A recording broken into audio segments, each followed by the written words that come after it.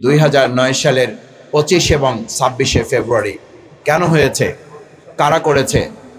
আমরা লক্ষ্য করেছি বিগত 4.5 বছর আমি জেলখানায় থাকার সুযোগ পেয়েছি, আমাদের সম্মানিত নেতৃবৃন্দ জেলখানায় থাকার সুযোগ হয়েছে। আমরা সেখানে দেখেছি বিডিআর ভাইদেরকে গ্রেপ্তার করে রাখা হয়েছে, তাদের বিচার চলমান আছে, নিশ্চয়ই বিচার চলবে। যারা অপরাধ করেছে অপরাধ আইডেন্টিফাই করে চিহ্নিত করে তাদের বিচার করা হোক। কিন্তু আমরা এটাও জেনেছি, কারোর সাথে কথা বলে আমাদের কাছে মনে হয়েছে শুধুমাত্র বিচারের নামে বহু বিডিআর সদস্যদেরকে মাসের পর মাস বছরের পর বছর অন্যায়ভাবে বিচার সম্পন্ন না করে তাদের পরিবারগুলোকেও এবং ব্যক্তিদেরকেও বিডিআরদেরকেও ধ্বংস করে দেওয়ার আরেকটা চক্রান্ত করা হয়েছে বলে তাদের সাথে কথা বলে আমাদের কাছে মনে হয়েছে। আমরা মনে করি 2009 সালের এক ঢিলে কয়েকটি পাখি মারা হয়েছে। প্রথমত সেদিন 9 সালে এই হত্যাকাণ্ডের মধ্য দিয়ে 2014 সাল, 2018 সাল, 2024 সালের রাত্রিকালীন ভোট, আমি এবং ডামির ভোট এবং জনগণহীন এক ভোট সম্পন্ন করার জন্য দেশপ্রেমিক সেনাবাহিনীর সদস্যদেরকে হত্যাকাণ্ডের মাধ্যমে তারা তা সম্পন্ন করতে চেয়েছিলেন এবং কিছু কিছু ক্ষেত্রে তারা সফলও হয়েছিলেন। সম্মানিত সুধীমণ্ডলী, সাংবাদিক বন্ধুগণ, আমরা প্রতিহিংসা চাই না, কিন্তু আমরা সমঝোতাও চাই না। কিন্তু আমরা লক্ষ্য করছি বিচারের নামে কোনো ক্ষেত্রে প্রতিহিংসার রাজনীতি করা হচ্ছে, আবার কোনো ক্ষেত্রে পছন্দ মতো সমঝোতারও একটা রাস্তা বের করার চেষ্টা দেশি বিদেশি ষড়যন্ত্রের মাধ্যমে কেউ বাস্তবায়ন করছেন। আমাদের কথা পরিষ্কার, সমঝোতার কোনো আপোষের কোনো বিষয় নেই। আবার একই সাথে প্রতিহিংসা পরায়ণ হয়ে নির্দোষ কোনো ব্যক্তিকে বিচারের আওতায় নিয়ে এসে অন্যায়ভাবে তার প্রতি বিচার প্রয়োগ করাটাও এই 2009 সালের 25 এবং 26শে ফেব্রুয়ারি ঘটনায় সংগঠিত হতে পারে না। তৃতীয়ত আমি যে কথাটি পরিষ্কার করে বলতে চাই, সম্মানিত সাংবাদিক বৃন্দ, আমার ভাই এবং বন্ধুগণ, আমরা 2009 সালের 25 এবং 26শে ফেব্রুয়ারি এই ঘটনায় আসলে বিডিআর এবং আমাদের পরস্পর বিডিআরকে মুখোমুখি করা হচ্ছে। এটি কোনো অংশে যদি সত্য হয়ে থাকে, প্রতিবেদন সরকার গঠন করেছিল, তারা সেদিন তাদের পক্ষ থেকে কমিটি নির্ধারণ করেছিল। কিন্তু এটা তো সত্য যে এই বিডিআরদেরকে কোনো একটা জায়গা থেকে তাদেরকে উস্কানি দিয়ে তাদের নেপথ্যে থেকে সেই সময় যারা ভূমিকা পালন করেছেন, কুশীলব হিসাবে যারা কাজ করেছেন, নেপথ্যে থেকে যারা ভূমিকা পালন করেছেন, সেই সময়ের তৎকালীন প্রধানমন্ত্রী শেখ হাসিনা কোনোভাবেই এই দায় এড়াতে পারেন না। কোনোভাবেই তৎকালীন সেই সময়ের পার্শ্ববর্তী এলাকার আওয়ামী লীগ নেতা শেখ তাপস কোনোভাবেই তিনি তার দায়িত্ব এড়াতে পারেন না। নানক কোনোভাবেই আওয়ামী লীগের নেতা, যিনি সমাধানের নামে মূলত সেদিন একটা নাটক মঞ্চস্থ করেছিলেন, কোনোভাবেই তিনি দায় এড়াতে পারেন না। আমরা পরিষ্কার মনে করি এই বিডিআরদেরকে বছরের পর বছর আটকে রেখে বিচারের নামে কোনো ক্ষেত্রে যেমন টালবাহানা করা হচ্ছে, একটা পরিবার ধ্বংস করে দেওয়া হয়েছে, একদিকে সেনাবাহিনীর চৌকস সেনা সদস্যদেরকে হত্যা করা হয়েছে, শহীদ করা হয়েছে, আর একদিকে আমাদের সীমান্তরক্ষী বাহিনী যারা জীবন বাজি রেখে, একটা সময় আমরা শুনতাম জনগণ বলতো রৌমারী সীমান্তে আমাদের পার্শ্ববর্তী রাষ্ট্রের বিএসএফকে যারা জীবন বাজি রেখে জনগণকে সাথে নিয়ে নারায়ে তাকবীর আল্লাহু আকবার স্লোগানের মধ্য দিয়ে সীমান্ত পাহারা দেওয়ার এক উজ্জ্বল দৃষ্টান্ত স্থাপন করেছিল। সেদিনই নাকি তারা সিদ্ধান্ত নিয়েছিল এরকম বিডিআর যদি থাকে তাহলে বাংলাদেশের মতো প্রত্যেকটা ইঞ্চি মাটি বাংলাদেশ সংরক্ষণ করবে। কেউ এখানে দাদাগিরি, কেউ এখানে বাবুগিরি, কেউ এখানে রক্তচক্ষু দেখিয়ে আমাদের উপরে তারা প্রভাব বিস্তার করতে পারবে না। সেদিনের প্রতিশোধের অংশও নাকি এই 2009 সালের 25 এবং 26শে ফেব্রুয়ারি। আমরা একটা কথা পরিষ্কার বলতে চাই, আমাদের এই বাংলাদেশের বর্তমান 2024-এর জুলাই আগস্টের তরুণ যুবক ছাত্র জনতা সমস্ত মানুষ রাস্তায় নেমে ঘোষণা দিয়েছিল দিল্লি না ঢাকা, ঢাকা ঢাকা। সুতরাং এই প্রশ্নে আমরা পরিষ্কার বলতে চাই, শুধু একটা রাষ্ট্র নয়, আমাদের বাংলাদেশের বাইরে আমাদের সব বন্ধু থাকবে, আমাদের কোনো প্রভু থাকবে, এরকম বাংলাদেশ যেন আর কেউ কল্পনা না করেন। সুতরাং সেই জায়গায় 2009 সালের 25 এবং 26শে ফেব্রুয়ারি যাদের হত্যা করা হয়েছে, আমরা আশা করি বর্তমান অধিষ্ঠিত সরকার এই ব্যাপারে অগ্রাধিকার ভিত্তিতে যত হত্যাকাণ্ড হয়েছে তার মধ্যে এটা চাঞ্চল্যকর এক হত্যাকাণ্ডই শুধু নয়, এটা বাংলাদেশের জন্য স্পর্শকাতর একটা বিচারের ব্যবস্থা।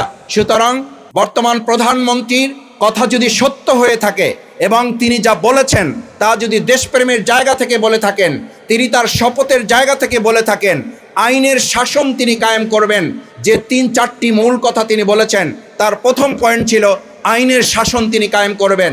আমাদের বক্তব্য পরিষ্কার, আমরা দেখতে চাই এই ২০০৯ সালের ২৫ এবং ২৬শে ফেব্রুয়ারি যে নির্মম এবং নৃশংস মর্মান্তিক হত্যাকাণ্ড সংঘটিত হয়েছে, কম সময়ের ব্যবধানে এই সমস্ত সেনা অফিসারদের পরিবারকে আশ্বস্ত করতে হবে, বিচার নিশ্চিত করতে হবে।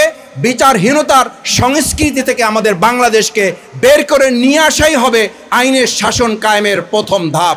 আমরা আশা করব সেই ধাপ বাস্তবায়নে বর্তমান সরকারি দল তাদের এবং বর্তমান প্রধানমন্ত্রী তিনি যে প্রত্যয় ব্যক্ত করেছেন সেটি তিনি বাস্তবায়ন করবেন। সবশেষ আমি সম্মানিত সুধীমণ্ডলী ভাই এবং বন্ধুগণকে বলতে চাই, আমরা সেদিন লক্ষ্য করেছি মেধাবী, যোগ্য, সৎ, চৌকস নেতৃবৃন্দকে দেখে দেখে তাদেরকে হত্যা করার মধ্য দিয়ে বাংলাদেশকে একটা মেরুদণ্ডহীন বাংলাদেশে পরিণত করার ষড়যন্ত্র করা হয়েছিল।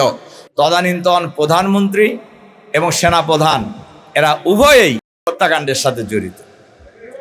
ওনারা জড়িত না থাকলে তো একজন মানুষের জীবনের কি কোনো দাম নাই? ডাল ভাতের জন্য কেউ ডিপ্রাইভ হইতে পারে, তাই বলে কি তাকে হত্যা করতে হবে? আর ওনারা বসে বসে খালি মুস্কি হাসলেন, দেখলেন, আর সোনারগাঁ থেকে খাবার নিয়ে নিয়ে মজা করে খাইলেন। এগুলো সব জাতি জানে, সাংবাদিক বন্ধুরা আরও বেশি জানেন আমাদের চাইতে যে ওই দিন কী হয়েছিল। তাহলে দুদিনব্যাপী হত্যাকাণ্ড সংঘটিত হলো, সরকারও কিছু করলেন না, সেনাবাহিনীর লোকদেরকে হত্যা করা হলো, সেনাপ্রধানও কোনো ভূমিকা রাখলেন না। তাহলে এটা বোঝা যায় যে এই পরিকল্পনা শুধু ডাইল ভাতের কারণে, এই হত্যাকাণ্ড শুধু ডাইল ভাতের জন্য হয় নাই। এই পরিকল্পনা নেওয়া হয়েছে একটা বড় মাস্টার প্ল্যান নিয়ে আমাদের দেশের দেশপ্রেমিক সেনা কর্মকর্তাদের হত্যা করে আমাদের প্রতিরক্ষা বাহিনীকে দুর্বল করা, দেশের সীমানাকে অরক্ষিত করা, যাতে করে ওই সময় সরকারে যারা এসেছিলেন যাদের সাহায্যে তারা এই দেশটাকে তাদের করদরাজ্য বানাতে পারে, এই দেশটাকে তাদের একটি অঙ্গরাজ্য বানাইতে পারে, এই পরিকল্পনা নেই তারা সে কাজটি করেছিলেন। সম্মানিত সুধীমণ্ডলী, সাংবাদিক বন্ধুগণ, আজও সেই হত্যাকাণ্ডের রহস্য উন্মোচিত করা হয় নাই। হয় নাই বলবো না, করা হয় নাই। ওই সময় থেকেই, ওই দিন থেকেই আমরা শুনতেছিলাম বেশ কিছু লোকের নাম, আজ পর্যন্ত তাদেরকে বিচারের আওতায় আনা হয় নাই। কাজেই পিলখানা হত্যাকাণ্ডের সাথে জড়িত করে যে সকল বিডিআর সদস্যদেরকে জেলখানায় রাখা হয়েছে, এদের মধ্যে অনেকেই আছেন একদম নিরপরাধ। আমাদের সাথে আলাপে যারা মনে হয়েছে, অনেকের সাথেই আমাদের কথা হয়েছে, যেহেতু আমরাও দীর্ঘ সময় সেই সরকারের আমলে আমরা জেলে ছিলাম, কাজেই এদের অনেকের সাথেই দেখা হয়েছে, ঘটনা শোনার সুযোগ হয়েছে। এখানে কি হয়েছিল এটা অনেকটাই সবাই জানে। শুধুভাবে আনুষ্ঠানিকভাবে কোনো সরকারের পক্ষ থেকে, এটা সরকারেরই কাজ, এই সরকারের পক্ষ থেকে এটাকে প্রকাশ করা এবং কার্যকর ব্যবস্থা নেওয়া, এদেরকে বিচারের আওতায় আনা, কিন্তু সেটা ফেসিবাদের আমলেও হয় নাই। এরপরে 1.5 বছরে যে অন্তর্বর্তীকালীন সরকার ছিলেন তারাও এই কাজটি করেননি। তারা একটা তদন্ত করেছেন, কিন্তু আজ পর্যন্ত সেই তদন্তের পূর্ণাঙ্গ রিপোর্ট এখনও জনগণের সামনে প্রকাশ করা হয় নাই। সম্মানিত সুধীমণ্ডলী, সাংবাদিক বন্ধুগণ, এজন্য আমি আজকে এই ব্যাপারে আপনাদের কাছে, আপনাদের মাধ্যমে যারা সরকারে আছেন তাদেরকে আমরা আহ্বান জানাতে চাই, অবিলম্বে এই ঘটনার যদি প্রকৃত রহস্য উন্মোচন করতে হয় তাহলে তদানীন্তন প্রধানমন্ত্রী শেখ হাসিনা এবং তদানীন্তন সেনাপ্রধান ময়নু আহমেদ সহ যাদের নাম এ পর্যন্ত আকাশে বাতাসে ঘুরছে, এই সমস্ত লোকদেরকে গ্রেপ্তার করে বিচারের আওতায় আনলেই ওই সময়কার আসল ঘটনা জানা যাবে। এবং আমরা এটাও জানি ওই হত্যাকাণ্ডের সময় একজন কর্মকর্তা বিডিআরে ছিলেন। এরপরে উনি যে প্রমোশন নিয়ে সরকারের একজন বড় কর্মকর্তা হয়ে গেলেন, এর নাম আপনারা সবাই সাংবাদিকরাও জানেন। তো এরকম ঘটনা যারা ওইখানকার সাক্ষী তারা তো এখনো অনেকে আছেন, তাতে সবাইকে এই তদন্তের আওতায় নিয়ে আসা উচিত। তিনি যেই হন না কেন, যত বড় মানুষই হন না কেন।